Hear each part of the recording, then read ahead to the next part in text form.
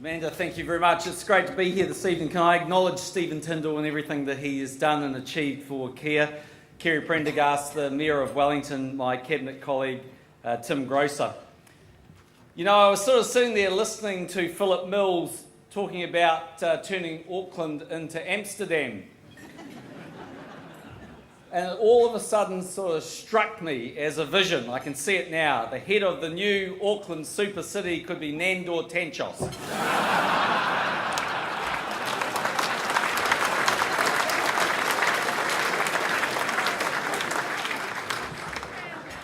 A lot changes when you become Prime Minister, I've got to tell you. I fondly remember a couple of weeks after first becoming Prime Minister, I was out with Brona and we were walking home from Parnell. You know, my mobile phone went and it was Steffi, who was over the road, our 15-year-old daughter, babysitting. She rang up and she said, "Dad, I'm hungry." And I said, "Well, what do you want me to do about it, honey? I'm sure there's a kitchen where you're babysitting." They're friends of ours, so I knew who they were. She said, "Well, you are the Prime Minister." and I said, "Yep, I am." She said, "Oh, can't you just ring Pizza Hut for me?" Now, I want to get back to Helen Clark in a moment, but just to give you an idea of the difference, 0800 83 83 83, I've rung them before, I know the difference there. So anyway, I rang up Pizza Hut, put in the order. Eventually, the nice guy there says to me, "How are you going to pay, sir?" I said, "Credit card, give him the number." He said, "What is the name on the card?" I said, "John Key." He goes, "The John Key?" I went, "Yep." And I hear him scrambling to get on top of the desk. He goes, "Guys, we got the Prime Minister on the phone for a pizza." Now, that was interesting enough. What was more disconcerting was the fact that he rang back 4 times, or at least other people did. I wasn't quite sure what was worse. He's got my mobile phone number and my credit card. And he knows where my daughter hangs out on a Friday night, which is all sort of worrying. So I only tell you that story for this particular reason, because when you're sort of Prime Minister, that does not impress your children in the slightest, okay? Their mates come around and they get their mobile phones out and they wander over and they're taking a photo of me reading cabinet papers and things in the afternoon, but the kids are like, "Oh, what are you doing that for?" You know, all this sort of stuff. But I say that because about half an hour ago, I was talking to Karen Walker. Isn't she a great New Zealander? And she's fantastic, doing a fantastic job. Anyway, my daughter is going to be so excited about me having met Karen Walker tonight. She wore a Karen Walker dress at the inauguration when we first got sworn in Parliament. So I'm going to go home tonight. Well, it might be late tonight, so maybe tonight, but otherwise tomorrow morning, and tell her about how I met Karen Walker, and it'll really, really impress her. And it reminded me of a story once when I first became. So I'll go home and tell my 15-month-old I met you. Okay, cool. Yeah. Well, he could goo, but my daughter's going to coo, don't worry, she'll be... Which probably means it's going to cost me money. She's going to be down at your shop, but that's okay. But it reminded me of a story once, just to put life totally in perspective. I was going out to the airport one morning, taking my regular flight from Auckland to Wellington about 7 o'clock in the morning. And I looked at these guys and I thought, God, they look familiar. Anyway, it turned out it was the All Blacks, right?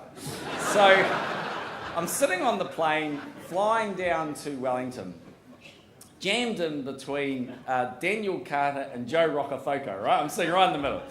And I'm sitting there thinking, should I ask him, for an autograph? Because my son Max was about 9 or 10. I thought I'd go home and tell them, I haven't got it. It's still going to go to custard. So anyway, eventually I leaned over and I said, "Look, Joe, could I have your autograph?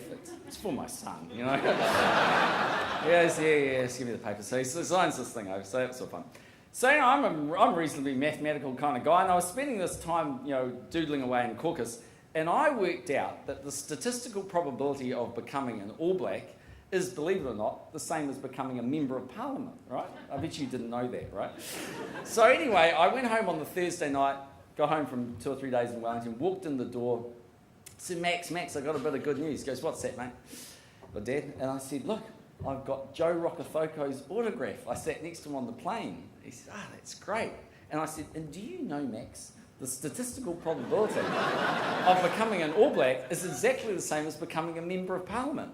And he looked at me and he said, "Well, I wish you were an All Black then."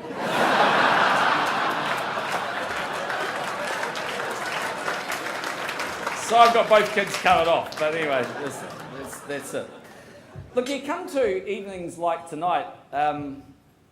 You know, one interesting thing, I mean, Tim will probably tell you this if you go and talk to him, when you become a minister or whatever, they give you miles, you know, you used to get these endless speeches. They're so boring, actually. I never read them out. I just write little bits of things on paper.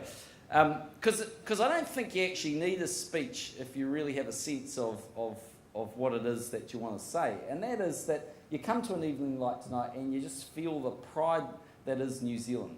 And the fact that we are a small country, but we excel in so many spheres and in so many different ways, and it's fantastic to see those New Zealanders doing so well, and it's great to be here to celebrate them.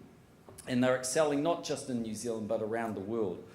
So that is a great thing. I had a great experience of that this morning. The Stern magazine came out from Germany, huge readership actually, and they decided they're going to do a spread on New Zealand. So they asked me to go down to Logan Brown Restaurant, if you know it in Wellington.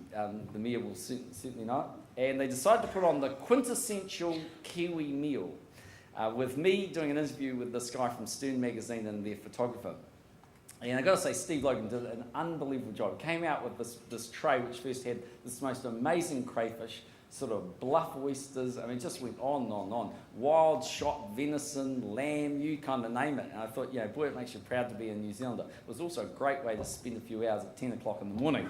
I didn't move into the Pen and Wales, but it would have been a nice sort of touch. Look, if you're talking about celebrating success, I think I was really, really pleased this morning when the General Assembly anointed Helen Clark in the job as Administrator of the UNDP. It's a remarkable achievement, actually, and we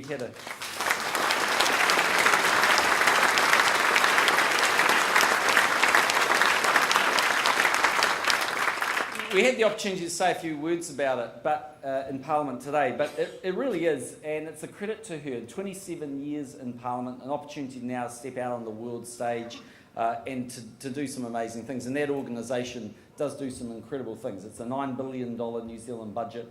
It's got to deal with every issue from sort of developing nations right through to HIV. It's a big task.